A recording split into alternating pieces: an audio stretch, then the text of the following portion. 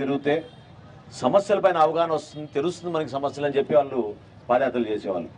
కానీ ముఖ్యమంత్రి మాత్రం ఆయన ఆ రోజున తలపెట్టిన పాదయాత్ర కేవలం అబద్ధాలు చెప్పడానికి, మోసం చేయడానికి. ఇప్పుడు పద్మ గారు చెప్తున్నారు, ఇక్కడి నుంచి పాపం ముందేమో విఎస్ఆర్ కాలేజ్ వరకు ఆయనతో పాటు నడుద్దాం అనుకుందంట. ఎంతో ఉత్సాహంగా విఎస్ఆర్ కాలేజే కాదు నందివెల్లూరు నడిచెళ్దామని నడిచెళ్ళారండి పాప ఆమె ఆ రోజున.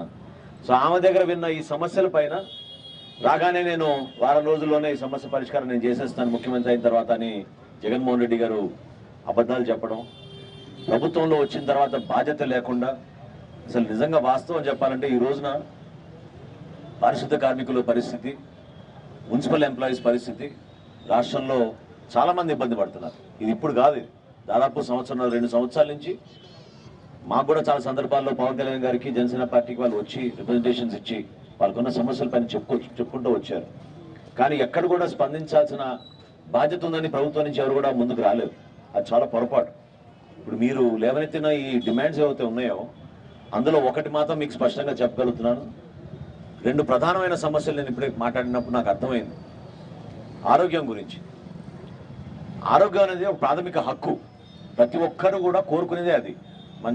మనం ప్రతిరోజు ప్రభుత్వంలో ఒక ఎంప్లాయీగా ఉన్నా, ఒక పౌరుడుగా ఉన్నా, మన దేశంలో మనకి సరైన ఆరోగ్య అవసరాలు ఉన్నప్పుడు మనకి ఒక మంచి ఆసుపత్రులు, దానికి డాక్టర్లు, మందులు ఇవి ఏర్పాటు చేయాల్సిన బాధ్యత ప్రతి ఒక్కరికి ఉంటుంది.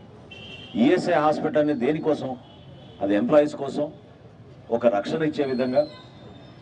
ఎంత డబ్బు ఖర్చు అయినా సరే ఈఎస్ఐ హాస్పిటల్లో మీరు కార్డు చూపించుకుంటే ఆ ఎంప్లాయీ కార్డు మీకు అన్ని విధాలుగా ఆరోగ్య సమస్యలు లేకుండా వర్తించినట్టు వాళ్ళు ఏర్పాటు చేసేవాళ్ళు.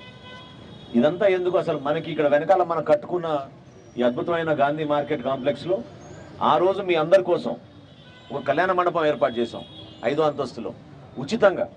మన మున్సిపాలిటీలో పనిచేస్తున్న ప్రతి కార్మికుడికి